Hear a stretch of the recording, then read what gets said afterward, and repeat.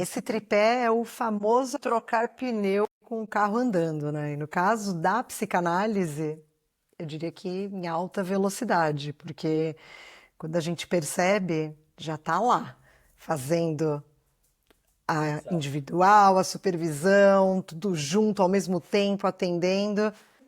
Às vezes fica complicado de compreender para que cada coisa serve, né? E é um andando numa pista que a gente não conhece, né? Subida, descida, curva e bora lá. Estava tentando lembrar, conforme você falava, da primeira vez que eu ouvi falar do tripé. Achei estranho.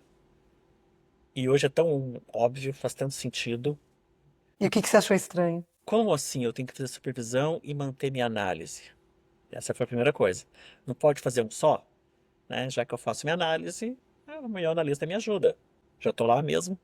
E a formação não me incomodou tanto, porque eu sempre acreditei que as pessoas têm que seguir estudando, independente da área, se é Tá, mas vamos advogado, se é contextualizar médico. o que que é esse tripé? Porque Sim, sim. diz aí, vai, o que que é esse tripé que Então, a gente está falando? o tripé psicanalítico então, é o que dá base para um psicanalista trabalhar, que é manter a sua análise pessoal. Essa análise deve ser com alguém mais experiente, o chamado psicanalista de data, a supervisão dos seus casos. Então, ele tem pacientes, ele vai ter um supervisor que vai o acompanhar durante as terapias com esses pacientes, e o terceiro é o estudo contínuo, tá sempre próximo da teoria, sempre estudando, lendo, se aprimorando em teoria. Ou seja, é trabalhar a pessoa, análise individual, trabalhar a análise com o supervisor e trabalhar a teoria que cria tudo isso fazendo cursos, estudando, lendo, enfim, conforme a pessoa faz o seu caminho. A reciclagem, né? E é interessante ouvir você falar que Tira. você achou estranho. Eu também estranhei quando eu ouvi falar sobre a supervisão, porque eu não sabia exatamente como era, né, uma supervisão, análise eu já fazia há muitos anos. Eu sabia o que era uma supervisão de ver o sessão de terapia. Ah, sessão de terapia, É, sim. eu Mas ali sabia, eles fazem uma mistura, né? Mas tudo bem. é meio. Tem uma licença poética, eu acredito Sim, ali. sim. Mas eu sabia a partir dali. Só que quando eu ouvi sobre o tripé pela primeira vez, eu pensei, gente, isso é maravilhoso, porque é tudo o que eu compreendo como sendo um reforço que garante uma atuação bacana numa profissão nova, como era o meu caso ali, escolhendo, né, fazer uma transição de carreira e tal. Certamente. Que ao mesmo tempo me parecia infinito, e tem uma Uhum. angústia aí desse infinito, mas que fazia muito sentido, porque eu sempre me via como uma pessoa que, na profissão anterior, estava me reciclando e buscando estar em contato com pessoas mais desenvolvidas do que eu na profissão, ou seja, talvez eu sempre tenha praticado um pouco disso. E você falou que é importante para ajuda nessa profissão, mas não sei se é a diferença ou seria o ideal, é que é contínuo, não é que a gente vai fazer durante o primeiro ano, o segundo ano. É algo que eu acho que para sempre é muito tempo, mas eu imagino que por muitos anos, idealmente para sempre, pode mudar a forma, pode mudar a frequência, eu não sei, de repente daqui 20, 30 anos, mas o jeito que eu vejo hoje, eu imagino que sim, eu vou ter sempre coisa para estudar, vou ter sempre assunto para minha análise pessoal, e a supervisão, eu sigo imaginando que eu também vou ter sempre um caso diferente, uma surpresa. Eu não me vejo em algum momento falando, agora eu já sei tudo. Então, eu acho que esse não sei tudo é uma parte de uma essência, né? De vamos morrer e não saberemos de tudo. Exato. Mas eu entendo também que você disse que não é regra, né? Uhum. Tem pessoas, psicanalistas muito conhecidos, muito famosos, que falam, né, assim, abertamente sobre não fazer mais supervisão e tal. E eu, do meu lugar aqui de uma psicanalista nova de estrada, né? Eu ouço isso e para mim me parece impossível, até porque eu acho que é muito sobre esse pneu pouco rodado, né? Que eu ainda tenho. Mas será que daqui a 20 anos, eu sempre falo, né, que nenhuma experiência é individual. As Uhum. histórias, elas vão se repetindo, só muda o nome, endereço, a roupa, a cara de quem tá contando, assim. Talvez seja isso. Eu tenho esse achismo de pensar que essas pessoas muito experientes, elas estão aí com essa bagagem de revisitar 1000 vezes as mesmas histórias e talvez por isso tenha essa abertura. O que que você acha? Pode ser outra coisa que eu imagino, de repente muda a forma, por isso que eu falei, de repente para, muda a forma, ao invés de ser uma supervisão, de repente fazem tipo uma discussão de caso com outros colegas com a mesma experiência, porque me veio à cabeça, se a gente lê a história do Freud, dos primeiros psicanalistas, mesmo que não havia supervisão ainda quando Freud começou, isso veio 10, 15 anos depois, ah, tem várias histórias deles trocando cartas. Cartas, literalmente cartas, ou também figurativamente. A famosa história do Jung, que passou sei lá quantas horas com o Freud, conversando, trocando experiências. O Ferenczi, com várias histórias de tanto se aconselhar ou supervisionar com Freud, como ser o aconselhador de pessoas com menos experiência.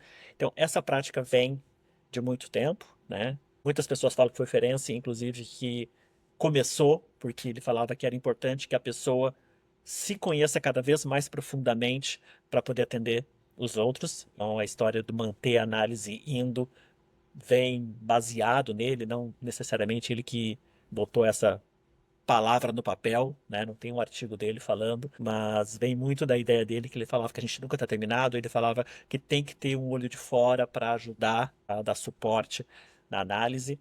Eu acredito que sim. Faz muito sentido isso, porque o quanto a gente se perde nesse personagem do ser Uhum. analista, de todas as histórias. Eu, pelo menos, me vejo muitas vezes precisando, é uma necessidade, dessas separações, de o que é a minha história, como a história do outro me impacta, como que eu sinto cada nuance dessas. E sobre, né, a supervisão, ela ter começado a existir depois, né, que a psicanálise começou, a ser praticada, para mim vem muito de uma necessidade, que é natural do ser humano. Se a gente for olhar, por exemplo, isso hoje, socialmente falando, já está um pouco mais perdido, né? Mas na história da humanidade, em todas as sociedades, seja ela mais desenvolvida ou menos, sempre teve essa tendência de os mais novos terem a bênção e a palavra de um mais velho que já percorreu esse caminho. Por Sim, que que na psicanálise isso seria diferente, né? exato. Ou menos eficaz? E tem o risco que se corre de pessoas que acham que nunca estão prontas. Ah, eu não terminei minha análise ainda. Eu preciso de mais fundo na minha análise. E coisas do tipo, ou seja, que o tripé começa a tornar um impeditivo. Eu preciso estudar mais. Eu lembro quando eu comecei a atender, uma das primeiras coisas que me veio foi a sensação de eu sei muito menos do que eu achava que eu sabia. Quando começou o estágio ainda, me deu um desespero de eu tenho que começar a ler tudo porque estou vendo que eu não tenho conteúdo. Então, eu creio que o tripé, ao mesmo tempo que é a base, que é necessário, não pode virar um impedidor. O psicanalista entrar nessa círculo de eu ainda tenho conteúdos para trabalhar em mim, eu ainda tenho conteúdos para estudar, e então eu não posso começar. Eu vou na supervisão e eu tô indo mal na supervisão, que eu já ouvi pessoas falar isso. Eu vou na supervisão e eu só apanho. Eu penso, como assim apanhou na supervisão? Sei você, eu apanho por quê? Porque na supervisão eu vou enxergar é, camadas ali em mim que eu só estou enxergando porque eu estou atendendo outra pessoa que está me cutucando aquela camada. Então, eu já tenho ali todas as camadas, né, que eu levo para minha análise individual, que são conscientes de, enfim, coisas que no meu dia a dia, pessoa física, me incomodam. E ainda tem as camadas que o paciente me cutuca. Então, eu muitas vezes me senti em supervisão como se, pô, não acredito que eu vou ter que olhar para mais isso. E esse mais isso, todas as vezes que eu olho, aí eu olho lá na minha individual, isso mexe nessa organização do atendimento do paciente comigo. É impressionante, assim. Eu sou muito fã do tripé, então. Mas eu não acho que é apanhar. Eu entendo, a sensação é a mesma. Mas eu vou mensalmente na minha supervisão e eu ouço, pra mim, eu acho muito interessante, muito rico, porque eu começo a ver coisas que eu não tinha visto. Não vou Talvez falar a que não é gente seja um pouco sofrido. masoquista nesse aspecto, né? De Porque eu, gostar. mas eu não vejo que eu tô apanhando. Pra mim, poxa, que legal que tem essa pessoa que sabe muito mais do que eu, tem muito mais experiência e que fala, Alexandre, será que essa dificuldade que você está tendo com esse paciente não é algo da sua história? Aonde na sua história tem isso, poxa, realmente. Então eu vejo como quase, eu não vou falar que é um amigo, porque também não é amigo, é o supervisor, mas alguém que está ali para me ouvir nas minhas histórias com os pacientes e me chamar a atenção, tanto dos aspectos, às vezes, prático, de como manejar alguma situação específica, né? Mas o mais importante é apontar as contratransferências que a gente tem, que eu tenho. Mostrar que aqueles casos, eu imagino que todos, que a gente enrosca em que não sei o que fazer e parece que não está encaminhando, que está quase sempre, para não falar todas as vezes, é algo meu que eu não estou vendo. E são todas as vezes. Eu não quero falar todas as vezes e esquecer, passar algumas, mas sempre poxa, não é o paciente que não está caminhando. Tem alguma coisa em mim, um ponto cego, uma conta transferência, muito provavelmente, que o supervisor aponta. E até aquele momento eu não tinha visto. Então era um Sim, mas pouquinho. para mim é bem ambíguo esse sentimento. Para mim é uma satisfação junto de uma frustração, eu diria, de, primeiro, como Hum, assim eu não tinha enxergado isso em mim?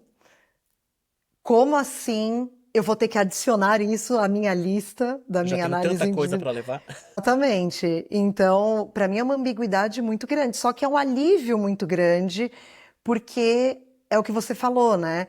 Eu percebo algo que estava oculto e que isso faz rodar melhor a terapia, a análise dos meus pacientes. Então, é como se Exato. isso desse um empurrãozinho, assim, que antes estava travado, como você mesmo disse. Eu concordo com isso. E até acontece de. Tá falando de um caso específico do paciente A, e durante a supervisão, alguma pergunta que a supervisora faz, eu lembro de algum outro paciente. E aquela pergunta que ela faz, quando eu respondo, vejo um outro enrosco que eu nem tinha me dado conta ainda. E quando a gente vê o colega trazendo os casos dele, que Ah, para mim sim, é super rico, porque eu não, a gente não tem tempo, né, sim. de levar todos os casos em uma supervisão de uma vez só, né? Então, quando tem muitos casos, tem que ter mais supervisões, mas é incrível o quanto eu escolho, né, ali, então, ok, essa situação hoje está mais crítica, vou levar. E o colega que participa da supervisão comigo traz um outro caso que complementa, talvez, um paciente que eu tive que É. optar ali por não aprofundar tanto ou não levar naquele momento. Isso é impressionante. Até para dar um contexto, para quem não faz supervisão ou faz de outra forma, tem pessoas que fazem supervisão individual, é só o analista e o supervisor, e tanto eu como a Tamires, a gente faz em duplas. Então, sou eu e uma outra colega psicanalista fazendo ao mesmo tempo.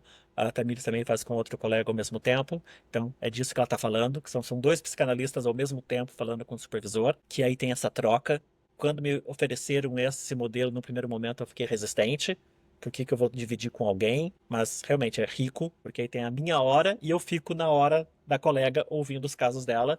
E sempre tem coisa que é junto, né? Sempre tem coisa que é um É, o caso que eu não inconsciente trouxe. se conecta em todas as atividades da vida de um psicanalista. É Exato. impressionante isso. Desde a análise, né, individual, que eu vejo quantas vezes, assim, de última hora também eu decido que, não, eu vou deixar vir o que vai vir, não o que eu planejei, que nada mais é do que uma defesa, né? Eu ficar planejando a minha Sim. análise. E aquilo abriu ali um leque de conexões com questões de pacientes, outras questões minhas. Na supervisão é a mesma coisa para mim. Eu vejo essa mágica acontecer toda a supervisão que eu faço. Já que o nome do episódio é o tripé e o tropeço, Um tropeço como o meu é ir para a supervisão, até já parei, né? Preparado, vou falar do paciente A, e se sobrar tempo, eu falo do paciente B. Chega lá, eu não falo de nenhum dos dois. Eu falo de um caso que para mim não tinha problema nenhum. Já me aconteceu de chegar pronto, é esse que eu tô com dificuldade, e a supervisora pergunta, Alexandre, vamos só passar a lista dos seus pacientes. Quando eu tô só falando assim os primeiro nome, só que eu passo para ela, e ela parar num que não tinha nada a ver, que não era o que eu estava preparado, que eu achei que não tinha problema, e ela fala, me conta desse paciente. E aí eu, como assim? Não tem nada pra falar, tá tudo bem. E aí começa a falar e vem um monte de coisa. Não sei se é um tropeço, porque acaba sendo bom, mas tropeço no sentido que não era o caminho que eu Ah, queria, tentando eu acho que direcionar. sim, eu acho que é um tropeço positivo. Pelo menos os tropeços que eu vivi, e esse que você está contando, são tropeços que a gente tropeça e vai para frente, né? Todo tropeço é assim. O bom do tropeço é isso, a gente até É acelera, né? isso. A gente dá uma aceleradinha. Então, eu eu tenho assim uma situação muito simbólica, muito forte para mim de um tropeço que eu acho que me levou para frente, mesmo tendo perdido ali a paciente, mas que isso gravou em mim. São os registros que eu vou guardando e que isso vai formando Sim. a minha atuação como psicanalista. Eu estava atendendo uma paciente e eu não estava acreditando na história que ela estava me trazendo. E aí eu passei ali 3 semanas nesse fortalecimento de não acreditar na história, quando eu deveria, né? Eu deveria dar a mão para essa história que, enfim, seja lá o que for, eu estava numa contratransferência fortíssima.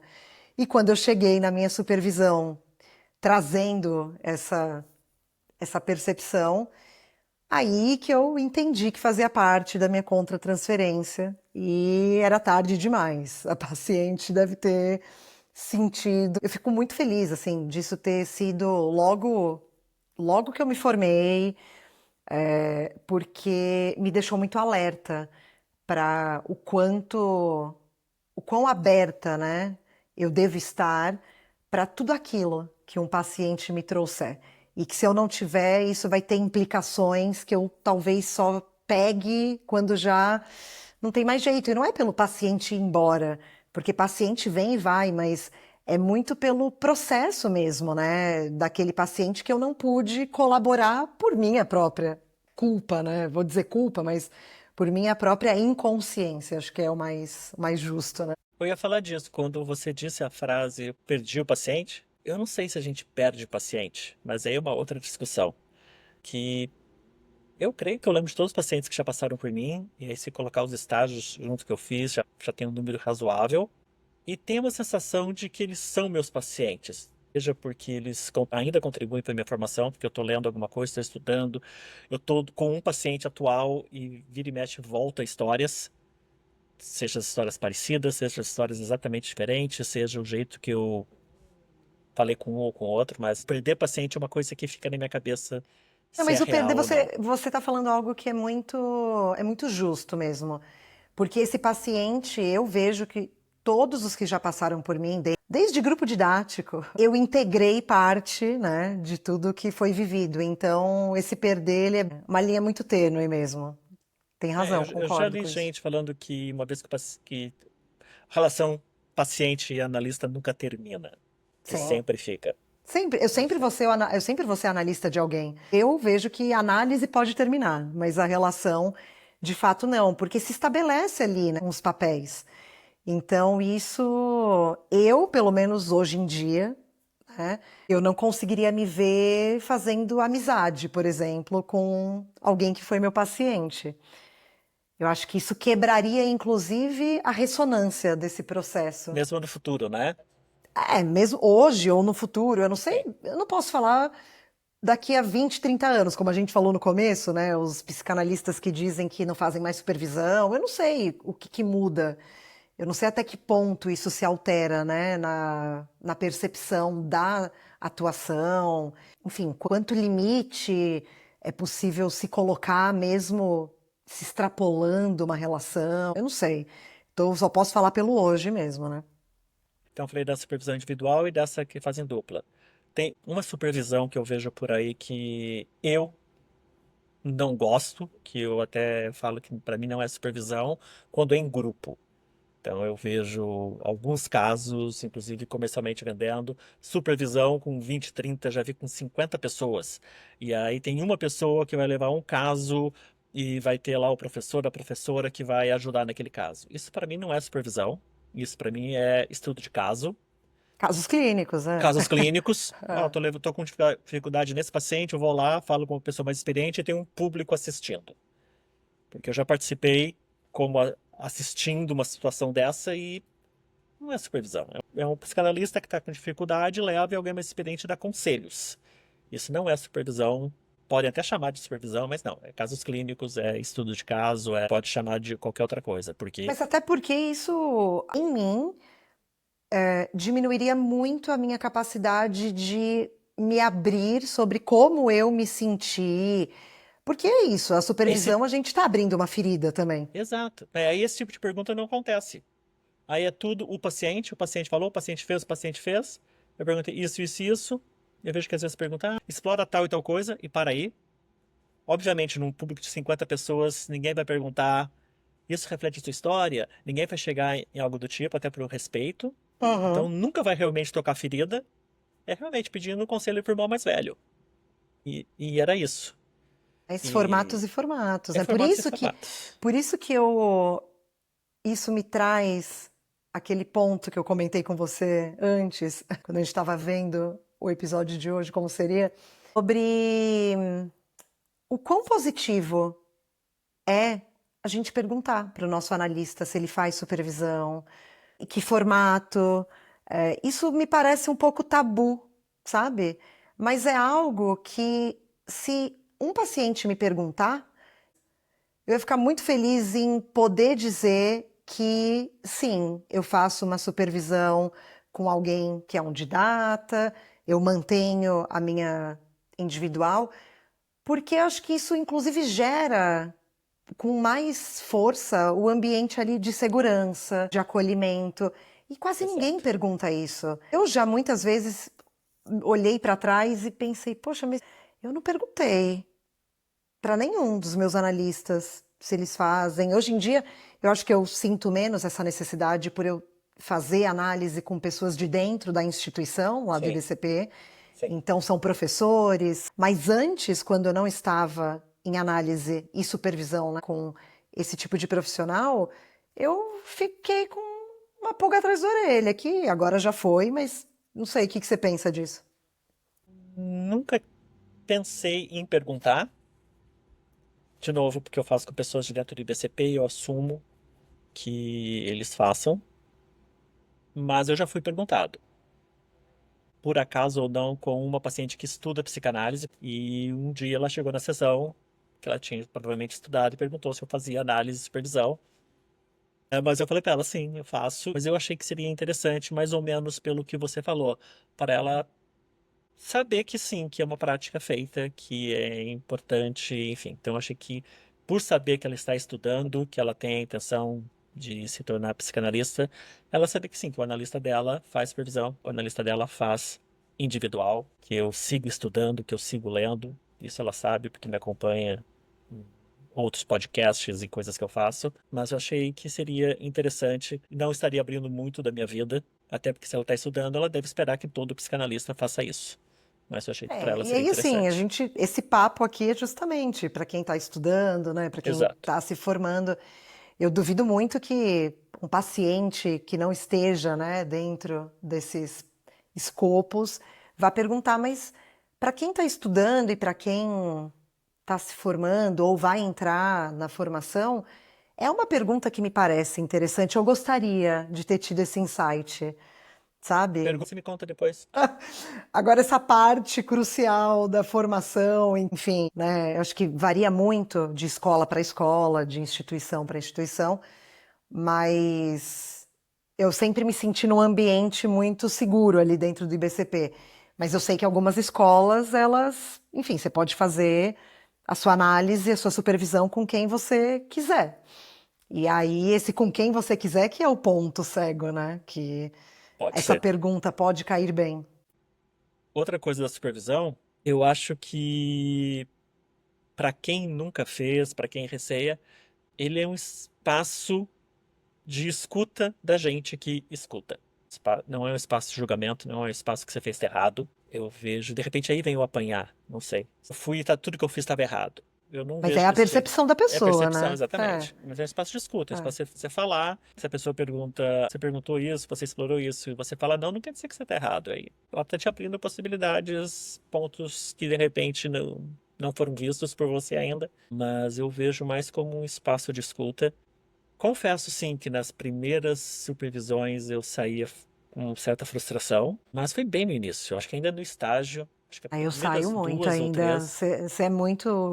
Você é muito o mundo ideal, então, porque eu saio muito frustrada. Mas a minha frustração, ela me mostra o quão preocupada e comprometida eu tô com os meus pacientes. Eu cheguei nesse ponto, porque eu tenho uma autocobrança muito grande de ser uma boa psicanalista. E aí, quando eu vou na supervisão e eu vejo que tinham pontos cegos, ai, poxa vida, e como que isso deixou pendente no processo dos meus analisandos. No dia que eu faço supervisão do mês, eu tento não ter mais compromisso nenhum do resto do dia. Porque eu sei que eu vou sair de cabeça cheia. Eu sei que eu vou sair, assim, escrevendo um monte de coisa, né? Um monte de lição de casa. Mas eu não saio bravo com a minha supervisora, por exemplo, como na primeira e segunda vez que eu fui lá no estágio, eu saí Ah, bravo com a pessoa. ah, não, eu saio brava comigo. Então eu saio cheio de coisa, não, olha, tem que fazer isso, mas de repente eu já tô no outro nível, acho que foi isso que você brincou. É porque eu me dei conta que eu vou achar coisa. Eu vou seguir achando coisa. E eu vou seguir achando coisa pra eu melhorar. E me convenci que é bom que seja assim. Que eu vou seguir melhorando, que eu vou seguir achando coisas pra melhorar. Que quando eu achei que eu tô bom, aí que é o perigo. Mas eu não saio de forma nenhuma. Por mais que eu feche, nossa, é a semana que vem, nossa, é amanhã. Então tem um pouco de sofrimento ali, mas eu sei que é bom. Eu sei que é por uma coisa boa. Eu sei que ela vai estar falando. Ambiguidade, é o sofrimento e a satisfação da coisa boa, né? Eu lembrei de uma sessão de supervisão que a supervisora terminou um pouquinho mais cedo. E ela fez assim, Alexandre, podemos parar agora? Porque eu acho que já teve muito conteúdo pra você, né? Aí eu pensei, nossa, ela ficou com dó. Aí eu nunca dei risada. Ela, não, eu tenho tempo, quer seguir, mas eu acho que já foi muita coisa. Porque realmente, cada coisa que eu trazia vinha uma, né? Sim, vai desdobrando infinitamente se a gente deixar. E eu imagino que ela até ela se assustou que tinha tanta coisa. Mas o que que eu posso fazer? Quer parar? Paramos. Realmente, tem lição de casa aqui até o próximo mês. Eu faço isso com o paciente, né? Já quando eu percebo que a sessão está num ponto ali de exaustão, muitas vezes eu faço escolha. Então, por que que o supervisor não faria isso, né? De evitar essa saturação que às vezes não, eu acredito que praticamente sempre prejudica na elaboração. O que vai fixar assim, de importante?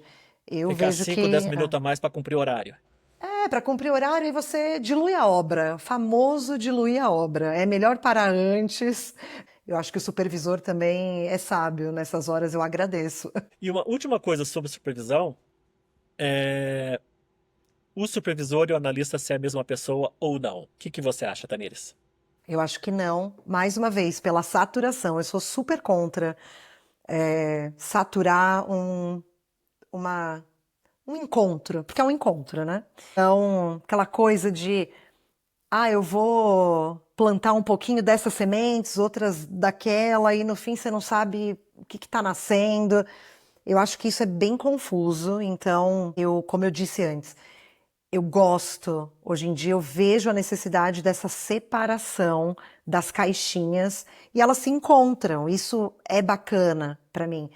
Mas uma coisa é eu falar da minha vida pessoal, dessas questões, e aí me soa muito estranho virar a chave para poder falar do meu paciente, e como é conduzido, porque a supervisão não é a mesma coisa que uma análise individual, né? Acho que cabe muito na análise individual falar que durante uma sessão o paciente falou tal coisa e isso me incomodou, mas eu não estou falando do paciente, estou falando do meu incômodo. Inclusive, o comportamento do supervisor ou da supervisora é diferente. É uma conversa. o que um psicanalista não é. E eu acho que o analista, ele cuida do sujeito, ele cuida da pessoa.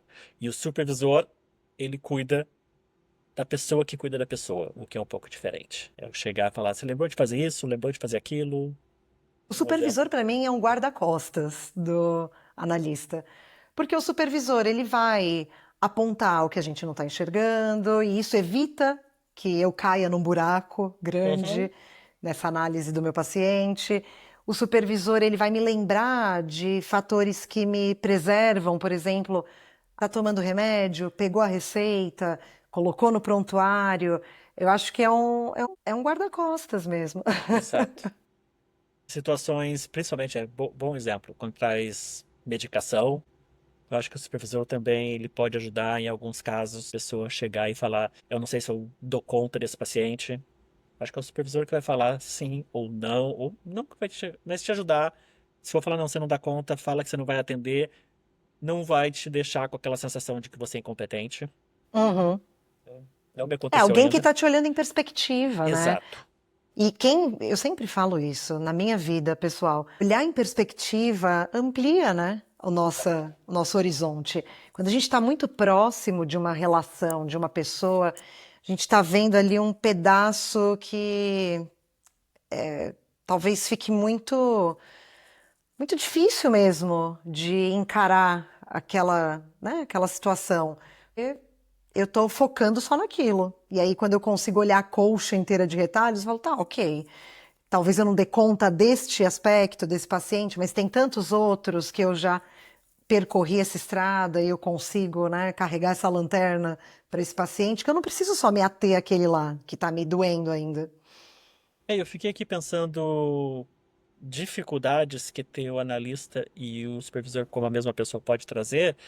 Eu fiquei naquela, poxa, então tô com aquela pessoa uma vez por semana, fazendo minha análise pessoal, com aquele tipo de relação, e aí uma vez por semana eu encontro e ele vira o meu supervisor.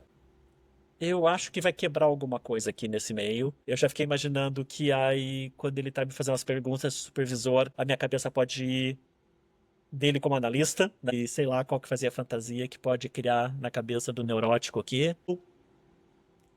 Criar algum tipo de proteção, de defesa e já ficar algo meio inconsciente, os casos que eu levo, porque já sabe, eu imagino que pode criar muito tumulto dentro da nossa cabeça, e aí nossa cabeça eu falo da pessoa que está sendo analisada e supervisionada pelo mesmo profissional, né?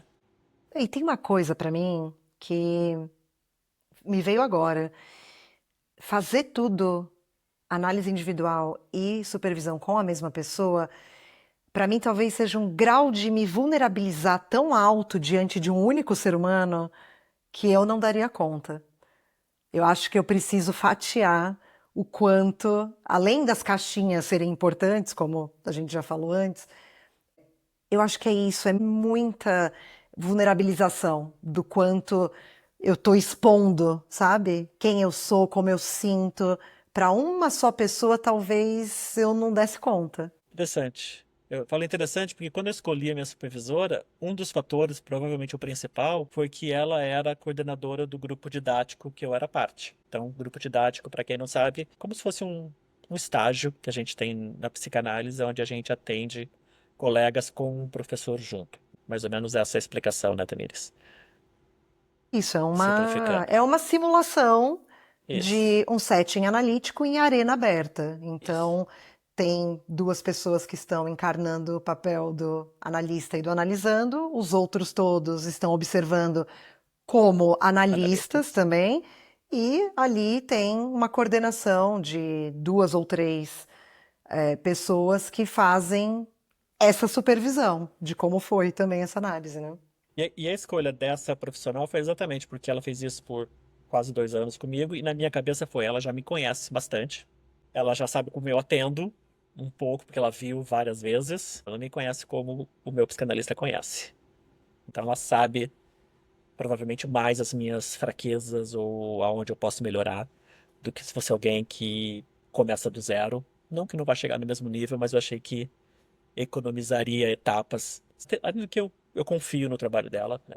Daí que eu E olha escolhi. que coisa, isso me leva muito para o motivo, né, que nos faz, como analistas, escolher quem será o nosso analista. Isso é muito importante também para a Sim. nossa formação, para a nossa continuidade, né, de desenvolvimento. Eu escolhi a minha supervisora, que é a mesma do Alexandre, porque a gente tem várias coisas em comuns, não é à toa que estamos juntos aqui, Inclusive os cabelos crespos. inclusive os cabelos, o volume. Eu escolhi a minha supervisora por outros motivos, mas eu sempre via nela, como alguém que eu encontrava ali em algumas atividades, alguém muito objetiva, muito prática. E isso seria muito útil, eu considerei que seria muito útil para eu ouvir, né, essa, essa observação de tantos pontos que acontecem na supervisão. Já o meu analista, que faz a minha individual, eu escolhi porque eu sabia que ele era um cara que não ia me dar mole. E eu precisava disso. Então, quando eu troquei de analista, assim que eu estava para me formar, e eu falei, eu cheguei no limite de estar fazendo uma análise que pode ter aí uma passada de pano, sabe? Uhum. Eu falei, eu vou de cabeça. Eu quero alguém que não vai me dar trégua, que vai me cutucar e vai me provocar ao limite. E é o que eu estou vivendo hoje. Sou muito grata ao meu analista, porém, grandes raivas muitas vezes, que ele sabe, inclusive. Pelo menos a gente imagina que saiba, né? Não, eu falo para ele. Nossa, Eu faz falo, questão. gente, eu tô falando para você, tô falando para quem tá ouvindo a gente agora. Eu decidi que eu ia de cabeça mesmo. Eu tinha vergonha antes. Bom, né, eu comecei a ter muita vergonha de me expressar quando eu comecei a fazer análise dentro do contexto da formação, né? Porque eram com colegas ali, eh, futuros colegas, enfim, que eu já imaginava que um dia ia talvez entrar para o corpo didático do IBCP. E aí eu não conseguia falar que eu tinha raiva. Ai, odiei a sessão passada, saí putíssima. E eu decidi que eu ia fazer isso, que eu ia usar de todas as perspectivas com o meu analista em prol desse aprofundamento, né, que a gente até falou no episódio anterior. E quando a gente faz isso, né? Que nem o dia que eu cheguei e xinguei meu psicanalista, foi tão bom. Xinguei não, só falei o que eu pensava dele. Mas uma coisa, a gente tá falando muito aqui de contra-transferência. Mas quando começou a supervisão, me ampliou o conceito da contra-transferência, porque eu achava que era assim, a contra-transferência é aquilo que o paciente desperta na gente. Eu fiquei com raiva, eu fiquei com vontade de levar para casa, ou morri de dó, sei lá, né? Então essa é a contra-transferência. A pergunta que eu ouço às vezes é: quem que você acha que ela está projetando em você?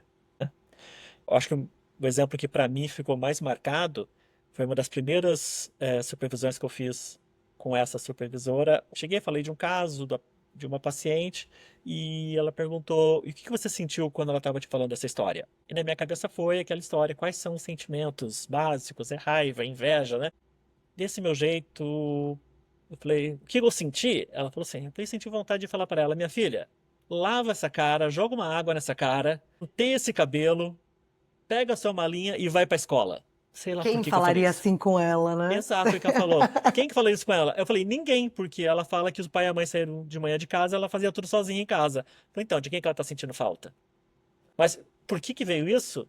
Eu falei, acho que no início, eu até meio que pra provocar, porque na hora eu falei, não senti raiva, eu não senti, não, sabe, não senti nenhum daqueles que a gente aprende, são os sentimentos primários, Uhum. Sentindo a falta ali de um pai que tocasse ela para o mundo. É isso. que olhasse pra ela, falasse, lava essa cara, penteia esse Mas cabelo e muitas vai pra escola. vezes a gente se vê muito, né, nessa, vou dizer, uma doutrinação do ensino, da formação, de buscar o sentimento, né? Sim. Mas tá aí a psicanálise para provar, até numa supervisão, que a fala, ela diz muito mais. Uma fala é muito significativa para encontrar quem é essa pessoa que falaria assim com ela ou quem não falou Quem assim não com essa falou. paciente.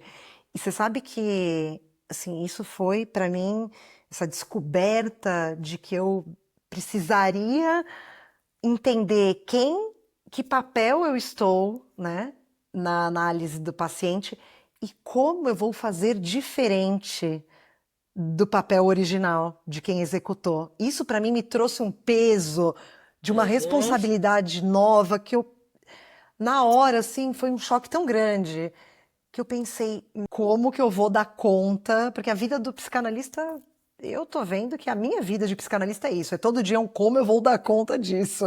E aí isso me trouxe para novos níveis de percepção. Então, como pode, né, uma só profissão ter tanto desdobramento, Alexandre? Isso. Falando dessa história, eu lembrei, pode ter sido na mesma sessão, que eu ouvi que, de repente, você precisa ser o pai necessário que ela não teve. E eu saí nessa conversa com essa história. Isso que eu falo, eu não saio achando que eu apanhei. Eu sei que essa história. Pai necessário. O que que é um pai necessário? Ela falou, você não tem que ser o pai ideal, tem que ser o pai necessário. Aí eu, gente, o que que é o pai ideal? O que que é o pai necessário? E fiquei com isso ressonando na minha cabeça. Acho que eu resolvi. Na próxima sessão com a mesma paciente, a coisa começou a fazer sentido. Nunca tinha ouvido essa expressão. Não tinha em livro nenhum que eu tinha lido. Mas essa Mas a fase é gente constrói. muito, essa fase do início, né, da formação, da profissão, eu venho percebendo ela de uma maneira, assim, muito eletrizante, eu diria. Eu fico Ok? com, eu fico com medo, às vezes, de isso ficar comum demais, Isso que é. sabe? Essa coisa de várias descobertas, as emoções e as camadas que vão se aprofundando por conta da minha individual, dos atendimentos, da teoria que complementa tudo isso. Sempre vai ter o que fazer, o que ver, o que aprender.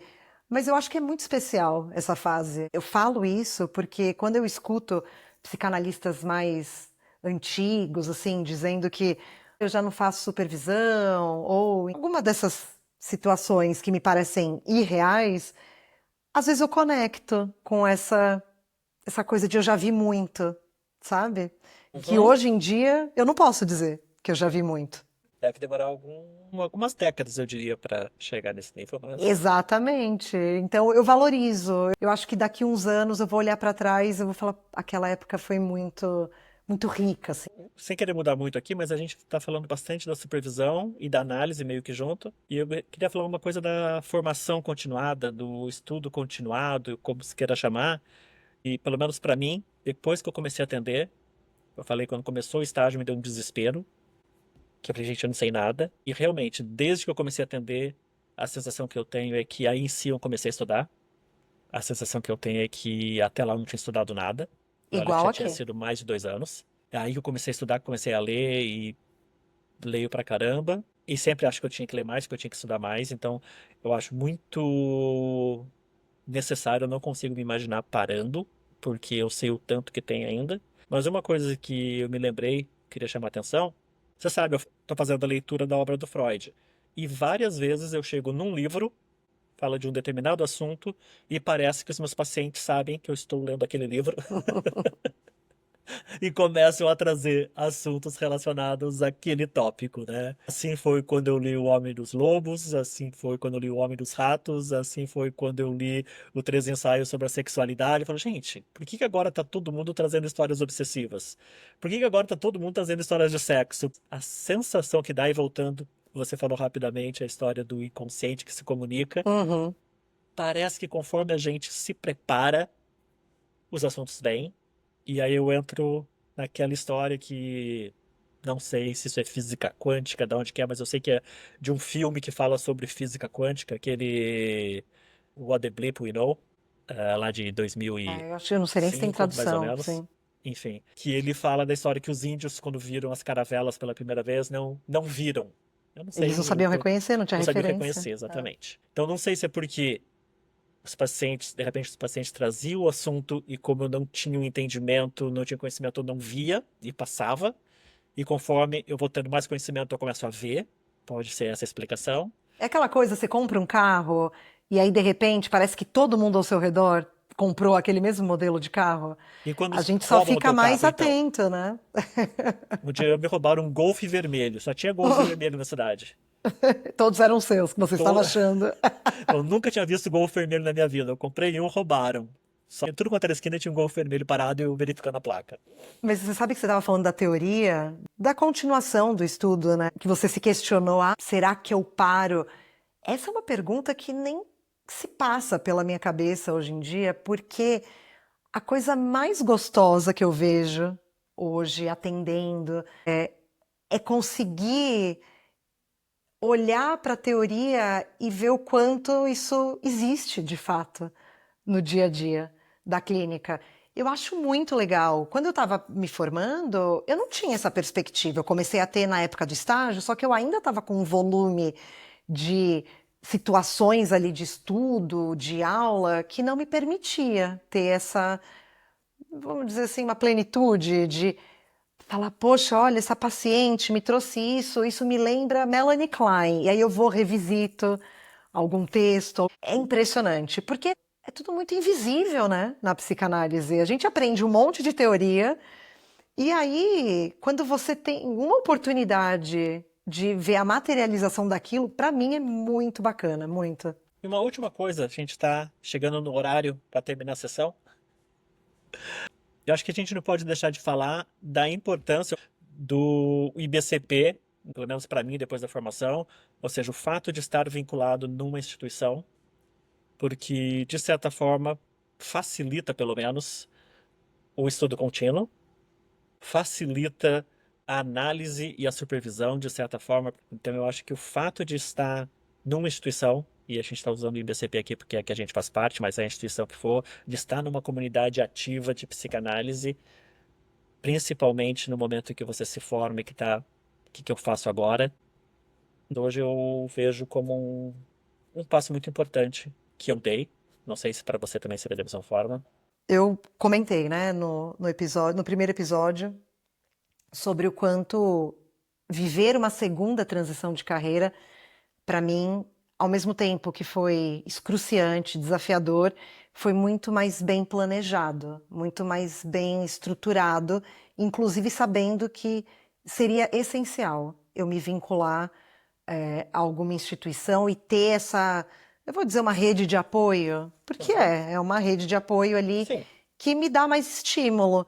Então, os grupos de estudos que nós temos, eles me ajudam a puxar esse carro para não deixar a peteca cair, de olhar para teóricos e ouvir ali o que outras pessoas, né, têm de insight, sempre colabora. Então, eu sabia que para mim seria essencial, então eu tinha um lado meu que me levava muito para essa racionalidade e também com um medo, uma angústia ali muito grande de me vincular a uma instituição com muitas pessoas, porque eu tinha uma fantasia de que eu estava fazendo uma transição de carreira para eu viver num casulo, eu e o meu paciente, no máximo o meu analista, o meu supervisor. Mas eu vinha de um contexto em que eu trabalhava com muitas pessoas e aquilo estava sendo muito desgastante, eu estava fugindo disso, literalmente. Sim. Então eu vivi também essa ambiguidade ao decidir me vincular, né, no IBCP. Mas hoje eu vejo que foi a decisão mais acertada, o meu racional ali me conduziu para a melhor opção, que até hoje tá sendo muito produtiva. Então, gente, para fechar, uma coisa que sempre me chama a atenção quando fala de tripé, e aqui vai meu lado nerd, o tripé é a base mais estável que existe, né? O banquinho de tripé ele nunca balança. E não importa o tamanho dos pés, ele vai estar sempre estável. Você pode fazer os seus testes em casa, tá? Com 4 pés, o banquinho pode balançar. Com 3 pés, nunca balança. Então, o tripé é a base mais estável que existe. Então, não sei se foi por acaso ou não do tripé psicanalítico, que a gente falou hoje. E já que eu falei do tripé ser estável, vamos falar de chão. E a pergunta para você é: como que você se vê seguindo sem tropeçar, ou mesmo tropeçando, mas sem perder o chão? Deixa os seus comentários, fala com a gente. É uma ótima oportunidade da gente saber como que você que está ouvindo, acompanhando aqui, está vivendo esse momento. Lembrando que a contribuição ela vai muito além, né? Quando você deixa um comentário, isso pode trazer perspectivas novas para futuros episódios. Então vai fazendo essa máquina girar desse papo infinito. Você acha a gente sempre no YouTube, no Instagram, sempre é Papo, Paappo, de analista. O nosso e-mail é papodeanalista@gmail.com. Diga o seu. Ah, o meu é o Pensamentos Andantes. E o meu é o tamires.rs. Nos vemos na próxima? Até a próxima, gente. Tchau, tchau.